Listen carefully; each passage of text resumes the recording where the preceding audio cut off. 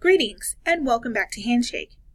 In this video, we will demonstrate how to apply for an open position through Handshake. If you've not watched the videos on how to search for a job and how to upload a document, please watch those first. Once you've identified a position that you would like to apply for from your job search results list, click on the job to take you to the job overview page. On the right side of the page, you may see a green Apply button or a green Apply Externally button. This speaks to how the employer would like you to apply and is completely up to the individual employer.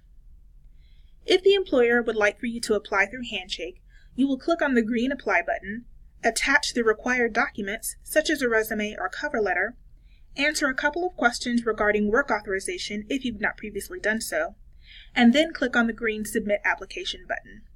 Note, if you don't already have the required documents uploaded, such as the resume or cover letter, you will also be prompted to upload these documents before clicking on the green Submit Application button.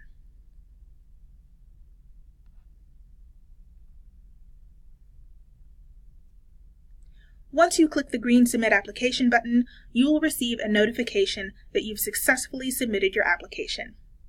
Please be aware that the Center for Experiential Learning and Career Success requires that all documents be approved by a career advisor before your application is considered complete. Though you will be permitted to submit a document that has not yet been approved, if the document is not approved prior to the position deadline, your application will be automatically withdrawn.